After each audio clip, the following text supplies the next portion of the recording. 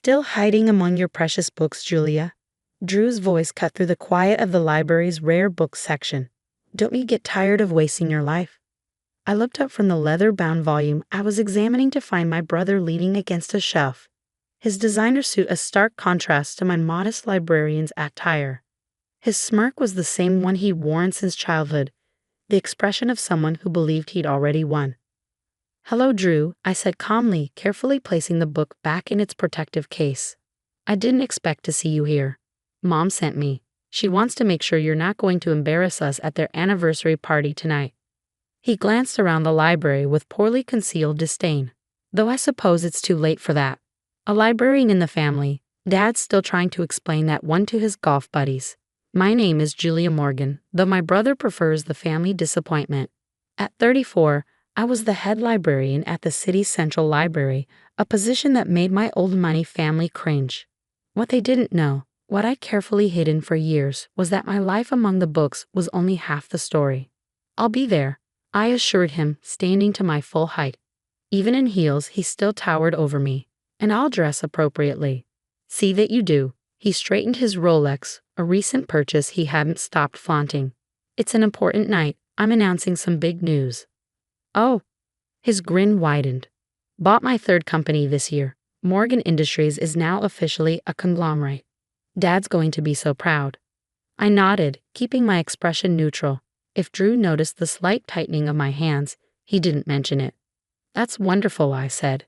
"Congratulations." "Thanks." He didn't even try to make it sound sincere. "You know, there's still time for you to join the real world. I could use someone to manage our corporate library. At least then you'd be doing something useful with all this knowledge." The way he said knowledge made it sound like a disease. I smiled, thinking of the encrypted laptop in my office safe, of the meetings I'd been taking under a different name. "I'm happy where I am," I told him. He shrugged, already turning away. "Your loss. Remember, 7 o'clock sharp, and Julia?" He paused at the door. "Try not to bring any books this time." After you left, I waited exactly 5 minutes before heading to my office. The space was modest but efficient, with walls of books and a desk that had seen better days. To most, it looked exactly like what they'd expect from a librarian's office. They never noticed the state-of-the-art security system or the fact that my ancient desktop computer was a custom-built machine more powerful than most corporate servers. Locking the door, I opened my laptop and connected to a secure server. 3 windows popped up immediately, video calls waiting from Tokyo, London, and New York.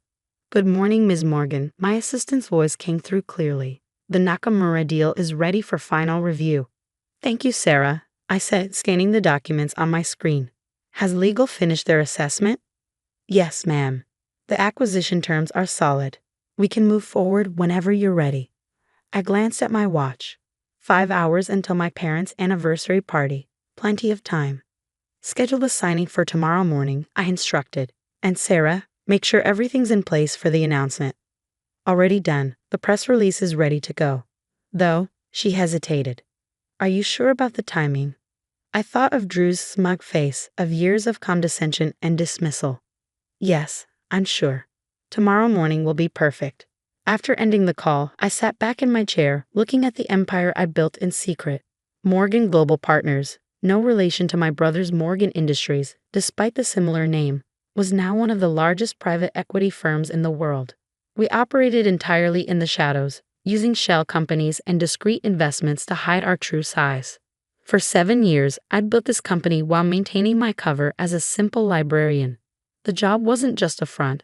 I genuinely loved books, loved preserving knowledge and helping people access it. But it also provided the perfect cover for my other life. Who would suspect the quiet librarian of being one of the most powerful people in global finance? My phone buzzed. A text from Mom. "Don't forget to do something with your hair, dear. The Prescotts will be there tonight." The Prescotts, one of many old money families my parents were always trying to impress. I texted back a simple "ok" and began packing up for the day. I had a hair appointment already scheduled, along with a fitting for the dress I'd bought specifically for tonight. Just because I didn't flaunt my wealth didn't mean I couldn't play the part when needed. The salon was empty when I arrived, perks of owning the building and having a standing private appointment. Maria, my longtime stylist and one of the few people who knew my secret, was waiting. The usual? She asked, gesturing to a chair. Something a bit more formal today, I said. Family event. She nodded knowingly. Ah, the famous Morgan anniversary party. Your brother was in earlier, talking about it to anyone who would listen. I'm sure he was. As Maria worked, I checked my emails on a secure phone. The Nakamura acquisition was proceeding smoothly. By this time tomorrow, Morgan Global Partners would own one of the largest tech manufacturers in Asia. The same company my brother had been trying to buy for months. Your brother mentioned he's buying some big company, Maria said, as if reading my thoughts. Couldn't stop bragging about it. I smiled. He's trying to buy it. There's a difference. She caught my eye in the mirror. You didn't? Let's just say tomorrow's papers will be interesting. 3 hours later, I stood in front of my mirror at home, examining my transformation. The simple librarian was gone, replaced by someone who could hold her own at any society event. The dress, a deep blue Valentino I'd had altered to perfection, was elegant without being flashy. My jewelry was minimal but expensive, the kind of pieces old money favored. Most importantly, I looked exactly like what my family expected, their bookish daughter making an effort to fit in. My phone buzzed with another text, this time from Sarah. Everything's set for tomorrow. Are you sure you don't want to tell them tonight? No, I replied. Let them have their party. Tomorrow will be soon enough. The Morgan family estate was lit up like a Christmas tree when I arrived. Cars lined up along the circular driveway. I recognized most of them, Bentleys and Rolls-Royces belonging to the same families that have been part of our social circle for generations. A valet appeared as I pulled up in my modest Audi, another carefully chosen prop. The car was nice enough to avoid embarrassing my parents, but not so nice as to raise questions about a librarian's salary. Miss Morgan, Jenkins, our family's longtime butler, greeted me at the door. Your parents are in the main hall. I could hear the party before I saw it, the murmur of sophisticated conversation, the clink of expensive crystal, the subtle notes of a string quartet. This was my parents' world, the one I'd chosen to step away from, at least publicly. Julia, my mother's voice carried across the hall. Darling, you look presentable. Coming from her, it was high praise. Elizabeth Morgan had never quite forgiven me for choosing books over business, but at least I'd made an effort with my appearance tonight. Happy anniversary, Mom, I said, kissing her cheek. You look beautiful. She did. At 60, she was still the epitome of grace and style. Her friends often joked that she'd made a deal with the devil to maintain her youthful appearance. Your father's by the fireplace, she said, already scanning the room for more important guests. Do say hello before you hide in the library. I made my way through the crowd, accepting air kisses and polite inquiries about my little job at the library. Most of these people had known me since childhood, had watched me grow up alongside their own children. None of them understood my choices. There's my girl. Dad's voice boomed as I approached. He was holding court with his usual crowd, golf buddies and business associates who'd been part of his life for decades. Come here, let them see you. I submitted to his enthusiastic hug, noting the slight slur in his words. He'd started the celebrations early, as usual. Still working with those books? Harold Prescott asked, his tone making it clear what he thought of such an occupation. Still working with those books, I confirmed. Someone has to preserve knowledge for the next generation. They laughed, the indulgent chuckle of people humoring what they saw as a harmless eccentricity. Speaking of the next generation, Dad said proudly, "Where's your brother?" He's got some big news to share. As if on cue, Drew appeared, champagne in hand. He changed into an even more expensive suit, his Rolex catching the light as he gestured. Everyone, he called out, his voice carrying across the hall. I'd like to make an announcement. The room quieted, all eyes turning to him. Drew lived for moments like this, had always thrived on being the center of attention. As some of you know, Morgan Industries has been growing rapidly this year, he began, playing to his audience. Today, I'm proud to announce that we're on the verge of our biggest acquisition yet. By this time next week, we'll own Nakamura Tech. The room erupted in applause. Dad beamed with pride, Mom dabbed at her eyes with a monogrammed handkerchief. I sipped my champagne and waited. Of course, Drew continued, the deal isn't quite final yet, but my sources tell me it's just a matter of time. The papers are ready to sign. That's wonderful, son, Dad exclaimed. "Always knew you had it in you. A real businessman, just like your old man." Drew basked in the praise, accepting congratulations from all sides. Finally, his gaze fell on me. "What do you think, little sister?" he asked, his tone dripping with condescension. "Ready to admit you backed the wrong horse." I met his eyes calmly. "I think," I said carefully, "that you shouldn't count your chickens before they're hatched." He laughed and others joined in. "Always so cautious, Jules. That's why you'll never be more than what you are, hiding in your library while the rest of us build empires." Perhaps, I agreed mildly, but at least I understand the value of due diligence. His eyes narrowed slightly. Drew had never liked it when I used big words, seeing it as a challenge to his intelligence. "Due diligence?" he scoffed. "I've got the best lawyers in the business. Everything's taken care of." I just smiled and raised my glass. "Then I guess we'll all see tomorrow, won't we?" He frowned, catching something in my tone, but before he could press further, Mom was calling everyone to dinner. The dining room was a masterpiece of old-world elegance, gleaming mahogany, priceless china, crystal that had been in the family for generations. I took my assigned seat, noting with amusement that I'd been placed at the far end of the table, well away from any important guests. As the first course was served, Drew held court from his position near Dad, regaling everyone with tales of his business prowess. I kept quiet, responding politely when addressed but otherwise focusing on my food. "I just don't understand," Mrs. Prescott said from beside me, her voice low. "You were always so bright in school. You could have done anything. Why waste your life with books?" I considered how to answer. In 12 hours, everything would change. But for now, I had a role to play. "Books are never a waste," I said simply. "They teach us that things aren't always what they seem." She shook her head, clearly disappointed by my response. "Well, at least your brother is upholding the family name. Though it must be hard, watching him succeed while well, it's not as hard as you might think." The rest of dinner passed in a blur of subtle insults and backhanded compliments. I'd grown used to it over the years, had learned to let it roll off me like water. As dessert was being served, Drew stood again, calling for attention. "I'd like to propose a toast," he announced, raising his glass. "To Mom and Dad, who taught me everything I know about business, who showed me what real success looks like." He paused, his eyes finding me. "And to my sister, who proves that not everyone is cut out for the family business." The room chuckled politely. I raised my glass with the others, thinking of the documents waiting to be signed, of the press release scheduled for morning. Enjoying the party, Drew asked later, cornering me by the dessert table. "It's lovely," I replied. "Mom and Dad must be so proud." "They are." He straightened his tie smugly.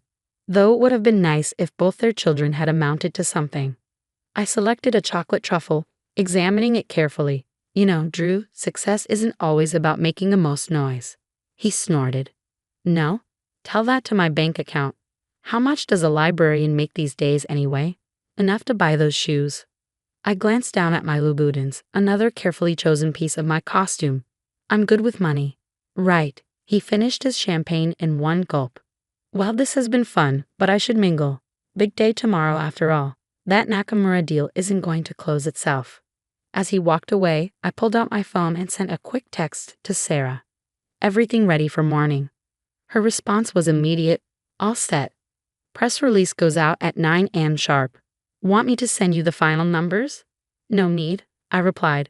"I'll see them in the papers with everyone else." The party began winding down around midnight. I said my goodbyes, accepting one last round of condescending comments about my career choices.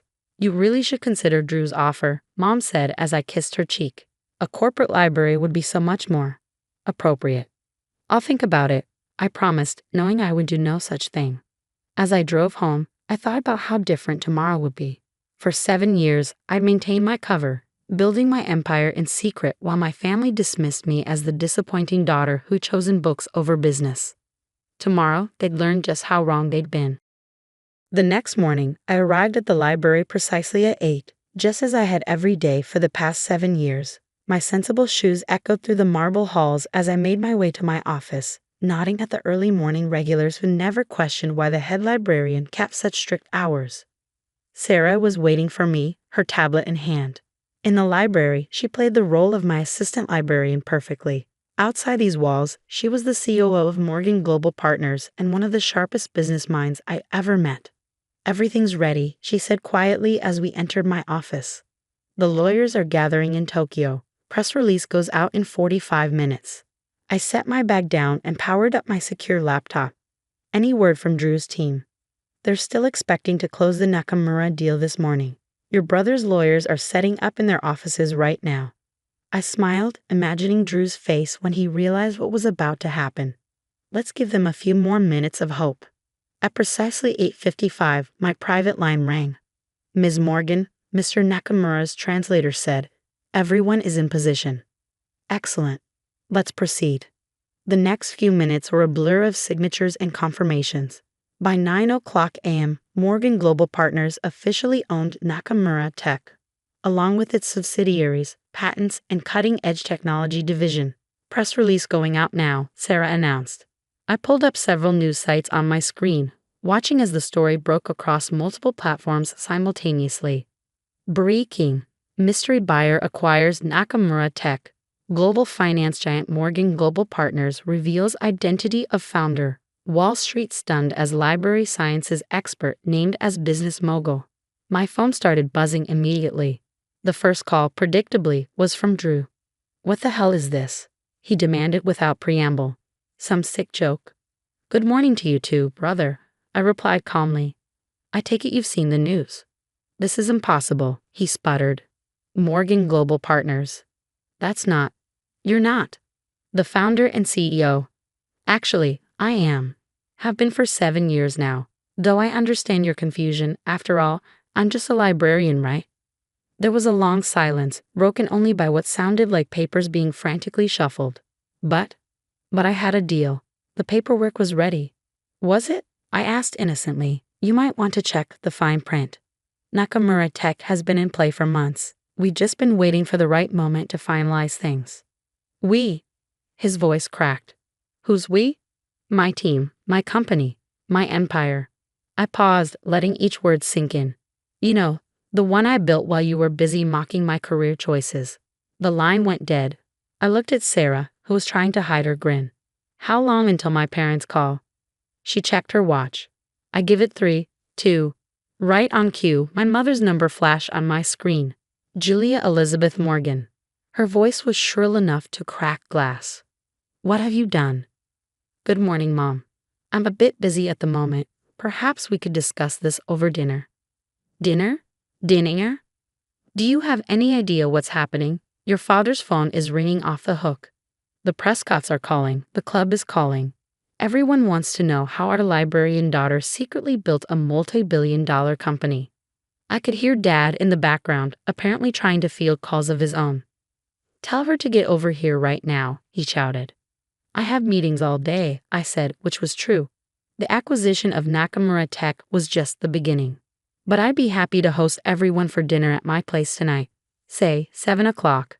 "Your place?" Mom's voice dripped with suspicion. "You mean that little apartment near the library?" "No, I mean my penthouse on Highland Avenue. I'll text you the address." There was a long pause. "Highland Avenue, but that's the most expensive building in the city." "Is it? I hadn't noticed. See you at 7, Mom." After ending the call, I took a moment to breathe. 7 years of secrets were finally coming to light. 7 years of careful planning, of maintaining my cover while building something extraordinary. "Ready for phase 2? Sarah asked. I nodded. "Send out the second press release." This one was even bigger than the first. Morgan Global Partners announces merger with East Asian tech giants. Deal valued at $50 billion. The merger had been in the works for months, but we timed it perfectly to follow the Nakamura acquisition. By the time my family arrived for dinner, the business world would be reeling from 2 of the biggest deals of the decade, both orchestrated by the quiet librarian they dismissed for so long. The rest of the day passed in a carefully choreographed dance of meetings, interviews, and strategic planning. I gave exactly 1 interview to the Wall Street Journal, explaining how my background in library sciences had actually been perfect preparation for building a global empire. "Information is power," I told the reporter, "and who better to understand the value of information than a librarian?" At 6:30, I left the library and headed to my real office, the top floor of the Highland Avenue building that had been my home for the past 5 years. The penthouse occupied the entire floor, though I'd maintained a small apartment near the library for appearance's sake. My private elevator opened directly into the foyer, where my actual home office put Drew's corporate headquarters to shame. Floor-to-ceiling windows offered a panoramic view of the city, while state-of-the-art technology allowed me to manage my empire from anywhere into space. Sarah had arranged for dinner to be catered by the city's most exclusive restaurant, another establishment quietly owned by Morgan Global Partners. The dining room table was set with the kind of understated elegance that only old money could truly appreciate. At precisely 7 o'clock, the elevator announced my family's arrival. Drew entered first, his earlier swagger replaced by barely contained fury. Mom and Dad followed, both looking shell-shocked. Even Jenkins, who had insisted on accompanying them, seemed unsure how to process the transformation of the family's poor relation into one of the city's wealthiest residents. "Welcome to my home," I said, gesturing to the spectacular view. "Drink?" "How long?" Drew demanded. "How long have you been lying to us?" "Lying?" I moved to the bar, pouring myself a scotch. "I never lied about anything. I am a librarian. I do love books. I just happen to run a global financial empire as well." But why?" Mom sank onto one of my Italian leather sofas. "Why the deception? Why let us think that I was a failure? I finished for her, that I'd wasted my potential. Maybe because you never bothered to look past your own assumptions. You saw what you expected to see, the disappointing daughter who chose books over business." Dad was standing by the windows, staring out at the city he thought he knew so well. "All this time," he murmured. "All those companies we've been reading about, the mysterious acquisitions. That was you," Drew said flatly. "Morgan Global Partners. The competition everyone's been trying to figure out. The shadow empire that's been reshaping the market." I smiled. "It does have a nice ring to it, doesn't it? Though I prefer to think of it as a knowledge empire. After all, that's what you taught me, isn't it, Dad? Knowledge is power." He turned to face me, and for the first time in my life, I saw something new in his eyes. Respect. "The Nakamura deal," he said slowly. "How long have you been planning that?" "About 6 months, though I've owned controlling interest in their subsidiaries for over a year." I looked at Drew. "You never wondered why they kept finding reasons to delay your offer?" My brother's face went from red to white. You've been playing me all this time." "Not playing, Drew, competing.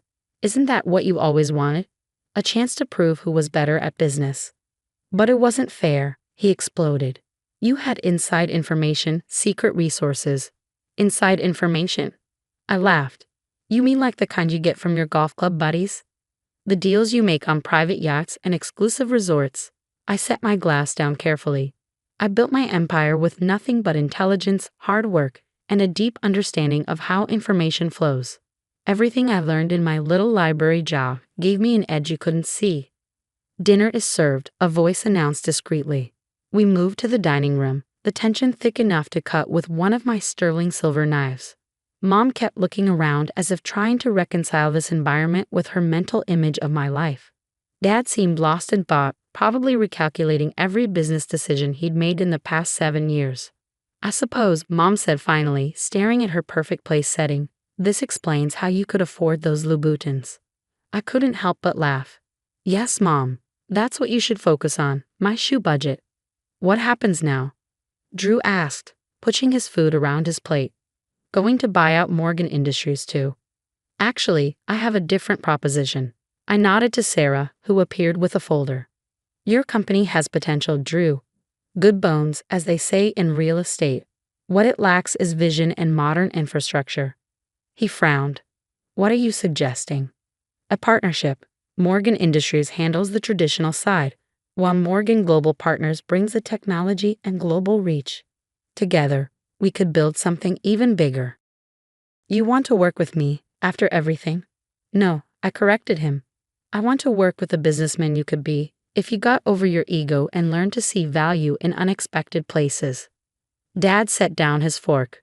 "Julia's right," he said, surprising everyone. "This is an opportunity, Drew. A chance to be part of something bigger than ourselves." "But she lied to us." Drew protested.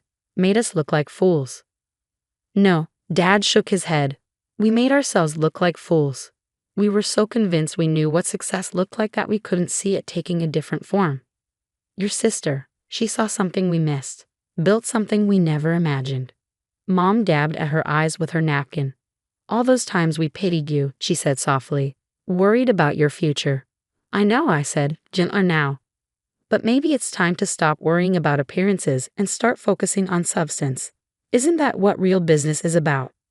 The rest of dinner was a careful dance of revelations and reconciliations. I explained how I built my company, how the library had provided the perfect cover and connections. Dad asked increasingly detailed questions about my business strategy, his initial shock giving way to genuine admiration. Even Drew began to thaw as I outlined my vision for our potential partnership. By dessert, he was suggesting ways to integrate our operations. His natural business instincts finally focused on creation rather than competition. There's one thing I don't understand, Mom said as coffee was served. Why reveal everything now? Why not just stay in the shadows? I looked at my brother, because sometimes people need to be reminded that success doesn't always wear a suit and tie. That power doesn't always announce itself with a Rolex and a corner office. And sometimes, Drew added quietly, people need to be reminded not to judge a book by its cover. Exactly. Later that night, after my family had left, Dad with a stack of proposals to review, Mom with a list of social events to recalibrate, and Drew with a lot to think about, I stood at my windows watching the city lights. Sarah joined me, handing me a fresh scotch. Well, that went better than expected. Did it? I smiled. Or did it go exactly as planned? You knew they'd react this way. I knew they'd have to confront their own prejudices, their assumptions about success and worth.